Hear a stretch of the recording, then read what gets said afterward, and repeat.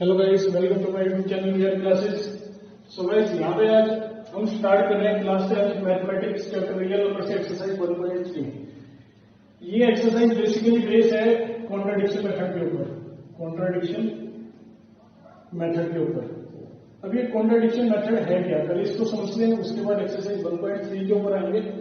जब ये contradiction method कहता क्या है, मान लो आपको एक राइट स्टेटमेंट गिवन है, राइट स्टेटमेंट गिवन है, आपने इसको क्या किया, गलत एज्यूम कर दिया। इस स्टेटमेंट को आपने एज्यूम कर दिया, एक रॉन्ग स्टेटमेंट एज्यूम कर दिया। अब इस रॉन्ग स्टेटमेंट के ऊपर आपने क्या किया, कुछ क्वेश्चंस को सॉल्व करना शुरू किया। तो क्या होगा, क्वेश्चन को सॉल्व करते टाइम बीच में क्या होगा, कुछ एरर आ जाएंगे, मैथमेटिकल एरर आ जाएंगे, जिस वजह से क्वेश्चन को आप आगे सॉल्व नहीं कर पाओगे। मतलब कॉन्ट्राडिक्शन मेथड में क्या हुआ, आपको एक राइट स्टेटमेंट थी, आपने इसको गलत एज्यूम कर दिया। गलत एज्यूम करने के बाद क्या हुआ, आपने इस गलत एजम्पशन के ऊपर कुछ क्वेश्चन सॉल्व किए। क्वेश्चन सॉल्व करते टाइम बीच में कुछ मैथमेटिकल एरर आ गया, जिस वजह से आप इस क्वेश्चन को आगे सॉल्व नहीं कर पा रहे। जब क्वेश्चन आगे सॉल्व नहीं होगा तो आप क्या कंक्लूजन निकालोगे कि ये मैथमेटिकल एरर क्यों आया, ये मैथमेटिकल एरर क्यों आया, because of our wrong assumption, because of our wrong assumption. तो अब फाइनली क्या होगा, आप वापस से अपनी इस गलत एजम्पशन को छोड़ दोगे और सही वाली एजम्पशन को फॉलो करोगे। तो यही हमारा कॉन्ट्राडिक्शन मेथड है, और इसी कॉन्ट्राडिक्शन मेथड के ऊपर कुछ क्वेश्चंस करते हैं। एक्सरसाइज 1.3 में दिए हुए पहला क्वेश्चन है आपका, प्रूव करना है आपको, prove that root 5 is rational, root 5 is rational, root 5 is irrational by the method of contradiction, by contradiction method. Clear guys, यहाँ पे क्वेश्चन है जिसको कॉन्ट्राडिक्शन मेथड से सॉल्व करना है। वही पॉइंट मैं दोबारा लिख रहा हूँ, राइट स्टेटमेंट को आपने क्या माना, रॉन्ग। रॉन्ग स्टेटमेंट के ऊपर कुछ काम किया आपने, क्वेश्चन को सॉल्व किया, जिस वजह से मैथमेटिकल एरर आ गया। तो आपका मैथमेटिकल एरर क्यों आया, because of our wrong assumption. Wrong assumption की आप क्या करोगे, फाइनली राइट स्टेटमेंट को फॉलो करोगे। तो इसी के ऊपर कुछ क्वेश्चन से वाले पहला क्वेश्चन करता है, रूट 5 आपका इक्वेशन प्रूव करना है by the method of contradiction. देखो क्या होगा, let root 5 is rational, rational है तो आप क्या करोगे, रूट 5 को p/2 की फॉर्म में लिख लोगे।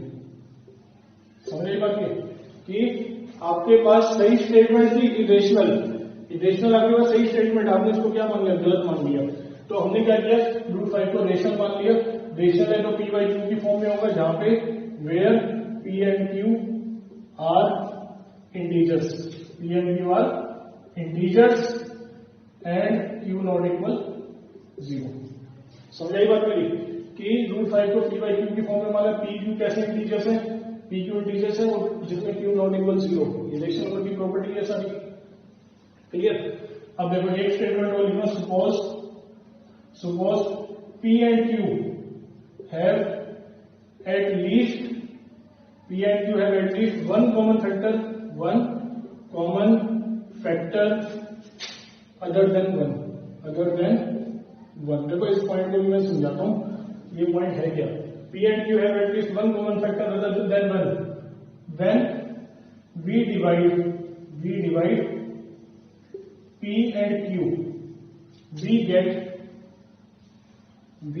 get root 5 equal a upon b, where a and b are co-prime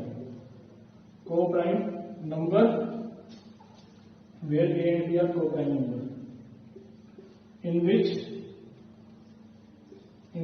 no common factor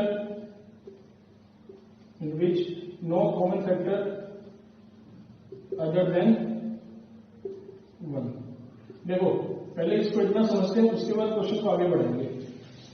मैंने क्या लिखा है इसमें कि रूट 5 आपका रेशनल है तो इसको p और q की फॉर्म में लिख सकते हैं, p q की फॉर्म में लिख दिया, जहां पर p q आपका क्या है, इंटीजर्स है और q नॉट इक्वल 0। क्लियर। देखो मैंने ये ले लिया p q, जैसे मैंने यहाँ ले लिया 6 और 9, p/q की फॉर्म में ना, एग्जाम्पल्स आप लेके कर रहे हैं, समझ में आएगा। देखो मैंने क्या माना, p q में कम से कम एक कॉमन फैक्टर होगा अदर देन 1, 1 के अलावा एक कॉमन फैक्टर होगा। तो मैंने यहाँ पे एग्जांपल लिया 6/9, p/q का एक एग्जांपल लिया 6/9, जिसमें 1 के अलावा कॉमन फैक्टर क्या है? देखो 3 है, 3 से दोनों डिवाइड हो गए, तो 1 के अलावा कॉमन फैक्टर क्या है? 3. When we divide p and q, when we divide p and q by common factor, we get, समझ आई बात कि p q में कम से कम एक कॉमन फैक्टर 1 के अलावा होगा, अदर देन 1 के अलावा एक कॉमन फैक्टर होगा. When we divide p and q by common factor, हमने क्या किया? p q को कॉमन फैक्टर से डिवाइड कर दिया. देखो यहाँ पे मैंने क्या लिया 6/9, इसमें 1 के अलावा कॉमन फैक्टर क्या है? 3. जब मैंने इसको डिवाइड किया तो मेरे को क्या मिल गया? 2/3. समझ आई बात? क्या मिला मेरे को? 2/3. देखो अब 2/3 जो मेरे को मिला, नया इंटीजर मिलेगा ना, नया इंटीजर मिलेगा. इस 2/3 को मैंने क्या बोल दिया? को-प्राइम नया नंबर मिला. ठीक है, तो यहाँ पे भी मैंने लिखा पी क्यू में 1 के अलावा एक कॉमन फैक्टर होगा, जैसे यहाँ पे 3 था, मैंने पी क्यू को कॉमन फैक्टर से डिवाइड किया, 6/9 को 3 से डिवाइड किया, क्या मिला? 2/3. नया इंटीजर मिला, तो नए को मैंने क्या लिख दिया? a/b, not p/q, a/b. तो यहाँ पे मेरे को डिवाइड करने पे नया इंटीजर मिला, इसलिए मैंने क्या लिख दिया? a/b. तो a/b नया इंटीजर क्या था मेरा? को-प्राइम. तो यहाँ पे भी मैंने ये लिखा गया a and b are coprime number in which no common factor other than 1. मतलब ये जो ए बी मेरे को डिवाइड करने के बाद मिला, इसमें 1 के अलावा कोई कॉमन फैक्टर नहीं होगा. क्लियर हो गया यहाँ तक? अब देखो आगे, स्क्वायरिंग बोथ साइड, रूट 5 का स्क्वायर किया, a का स्क्वायर हो जाएगा, b का स्क्वायर हो जाएगा, ये बन गया 5a² b². इस तरह से हो गया. 5 से डिवाइड, मल्टीप्लाई, क्रॉस मल्टीप्लाई, तो क्या होगा यहाँ पे? ये 5 मल्टीप्लाई होगा, डिवाइड में आ जाएगा. इस तरह से आ गया. देखो इसका मतलब क्या हुआ कि 5a² को डिवाइड करेगा, 5 डिवाइड्स a² और 5 डिवाइड्स a.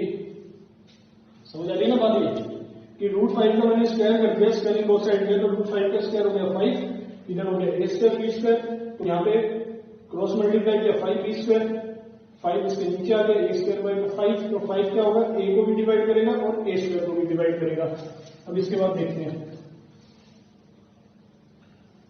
देखो यहाँ पे क्या होगा, यहाँ पे क्रॉस मल्टीप्लाई करते हैं, तो ये बनेगा 5b² a². इस तरह से बनेगा. या एक काम करते हैं, 5 जब a को डिवाइड करेगा तो इसको हम लिखेंगे इस तरह से, 5 डिवाइड a, इस तरह से 5 डिवाइड a, इस तरह से लिखेंगे. तो इसका मतलब क्या होगा? जब इंटीजर को डिवाइड करेगा तो एक नया इंटीजर आएगा. ऑब्वियस सी बात है ना, जब आप दो वैल्यू को आपस में डिवाइड करोगे तो एक नया आंसर मिलेगा आपको. तो यहाँ पे भी क्या हुआ? a को 5 से डिवाइड किया, इंटीजर को इंटीजर से डिवाइड किया, नया इंटीजर आ गया, क्रॉस मल्टीप्लाई किया, 5c आ गया. अगर मैं इसको स्क्वायर कर दूं तो a² क्या हो जाएगा? 25c². इस तरह से हो गया. इसको मान लेते हैं इक्वेशन 1. तो a² 25c², इसको पुट कर देते हैं इक्वेशन 1 में. Put in equation 1. तो इक्वेशन 1 क्या आपकी? b² a² 5, इसमें a² की वैल्यू मैंने पुट की 25c²/5, 5 से डिवाइड हो जाएगा, ये बन जाएगा 5c², 5 नीचे आ गया, डिवाइड में आ गया, इस तरह से. तो इसका मतलब क्या हुआ?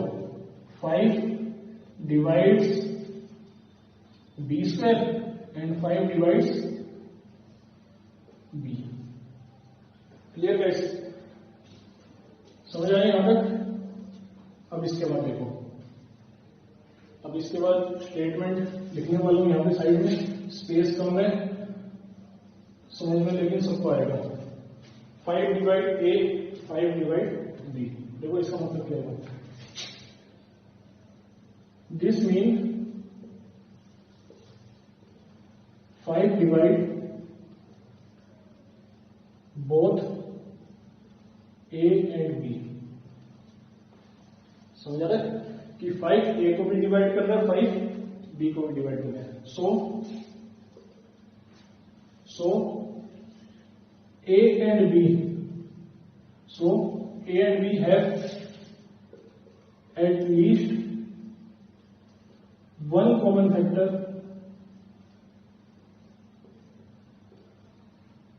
That is 5। देखो इस लाइन का मीनिंग क्या हुआ कि 5 ए और बी दोनों को डिवाइड कर रहा है।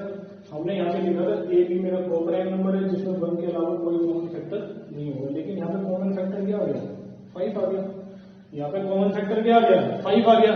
इसका मतलब क्या हुआ कि this contradiction the fact the fact that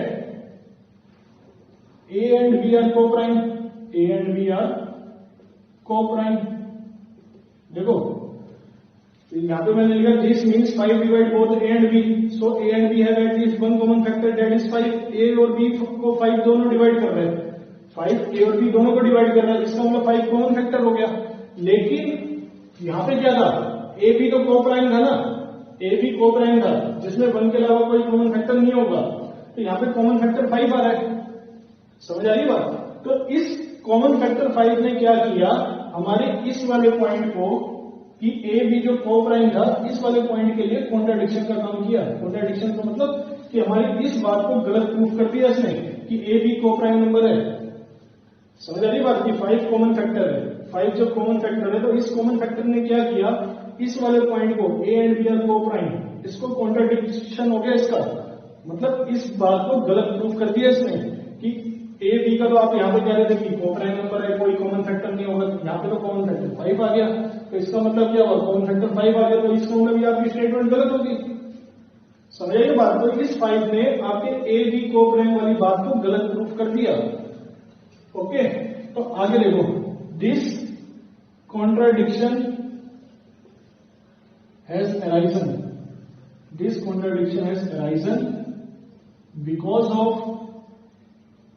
because of our wrong assumption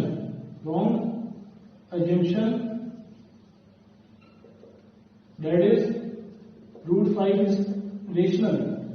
देखो ऐसा कॉन्ट्राडिक्शन क्यों हुआ कि इस कॉन्ट्राडिक्शन ने, इस कॉमन फैक्टर वाली बात ने हमारे इस बात को गलत प्रूफ कर दिया कि ए बी आपने को-प्राइम बताया था, यहाँ पे को-प्राइम बताया था, तो यहाँ पे 5 आपका कॉमन फैक्टर आ गया।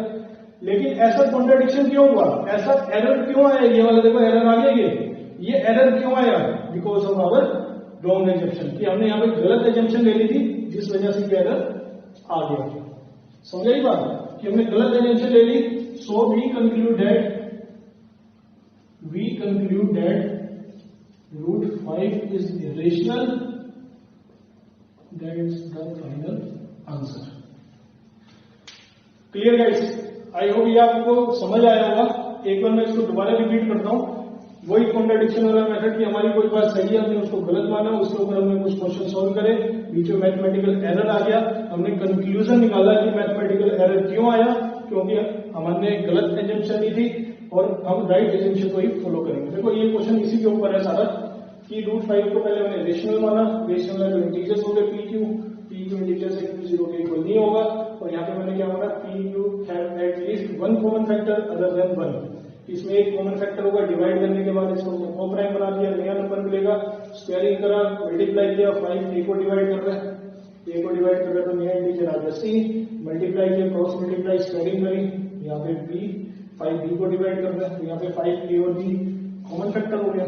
जब कॉमन फैक्टर आ गया तो इसने क्या किया, हमारी इस वाली बात का, इस वाले पॉइंट का कॉन्ट्राडिक्शन बना दिया हमने इसको, ठीक है ना। कॉमन फैक्टर 5 आ गया, इसने क्या किया, इसको बनाने वाला जो पॉइंट था इसको गलत प्रूफ कर दिया, इसका एक कॉन्ट्राडिक्शन बन गया, जिस वजह से ये कॉन्ट्राडिक्शन क्यों आया, because of our wrong assumption that root 5 is rational. हमने रॉन्ग एजम्पशन ली थी कि रूट 5 रेशनल है, तो हम क्या करेंगे, फाइनली सही वाले स्टेटमेंट को फॉलो करेंगे। सो गाइस इसके बाद नेक्स्ट क्वेश्चन करते हैं, क्वेश्चन नंबर 2। सो गाइस ये सेकंड क्वेश्चन है हमारा, प्रूव करना है 3 + 2 root 5 is irrational by the method of contradiction. तो सेम है क्वेश्चन कि पहले लेट कर लेते हैं 3 + 2 root 5 is rational where P and Q are integers and Q not equal 0। Clear? Same statement आएगी, suppose P and Q have at least one common factor other than 1। Clear? P और Q का एक common factor होगा when we divide P and Q by common factor. P और Q को जब common factor से divide करेंगे we get 3 plus 2 root 5 equal a upon b।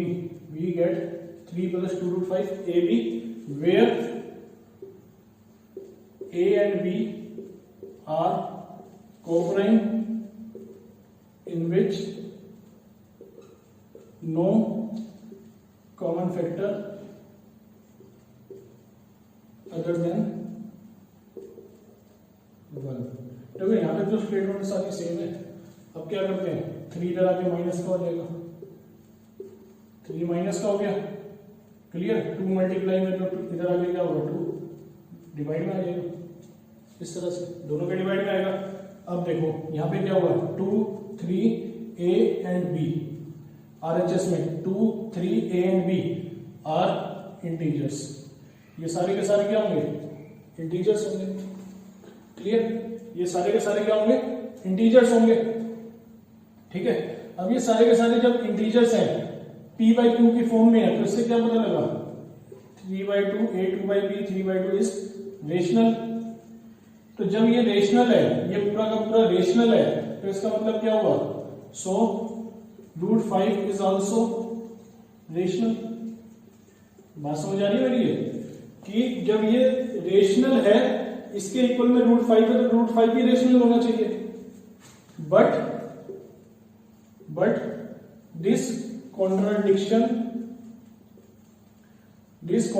the fact that √5 is irrational। Important line है ये बहुत, कि आप यहां पे कह रहे हो कि √5 रेशनल है, लेकिन एक्चुअल में ज्यादा √5 इरेशनल होता है। बात समझ आ रही है? आपने यहां पे प्रूफ किया √5 रेशनल है, लेकिन एक्चुअल में ज्यादा √5 इरेशनल है। तो इसका मतलब क्या हुआ, ये वाली जो स्टेटमेंट है आपकी इरेशनल वाली स्टेटमेंट का कॉन्ट्राडिक्शन हो गया। कॉन्ट्राडिक्शन हो गया, या इस स्टेटमेंट ने मेरी इस वाली स्टेटमेंट को गलत प्रूफ कर दिया। आप यहां कह रहे हो √5 रेशनल है, लेकिन एक्चुअल में क्या √5 इरेशनल है। तो इसका मतलब क्या हुआ, ये वाली जो स्टेटमेंट है इस वाली स्टेटमेंट का कॉन्ट्राडिक्शन है, गलत प्रूफ कर रही है ना उसको। तो ऐसा कॉन्ट्राडिक्शन क्यों आया, this contradiction has arisen because of our wrong assumption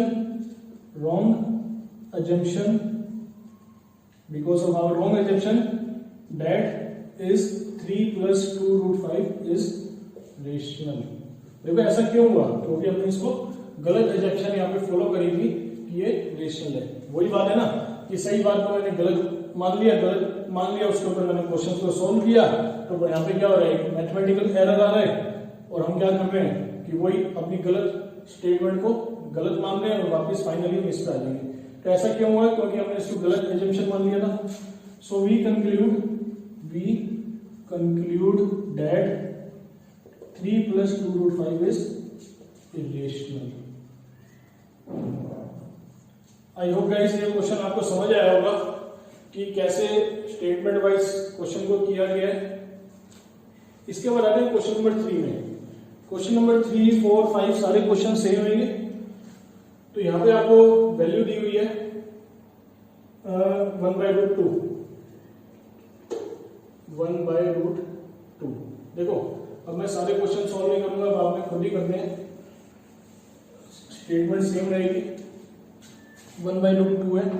आप सेम है, पहले 1/√2 को कोप्राइम नंबर लोगे, रेशनल के बाद कोप्राइम नंबर आएगा, रूट में रेशनलाइज करोगे इस तरह से, मल्टीप्लाई इस तरह से बन गया 2ab ऐसे आ गया। तो इसका मतलब क्या हुआ कि ये रेशनल है, जैसे यहाँ पे किया था ये रेशनल था, इसके इक्वल में 5 भी रेशनल था, तो ये रेशनल है तो ये भी रेशनल होगा। लेकिन एक्चुअल में होता क्या है, रूट रेशनल होता है।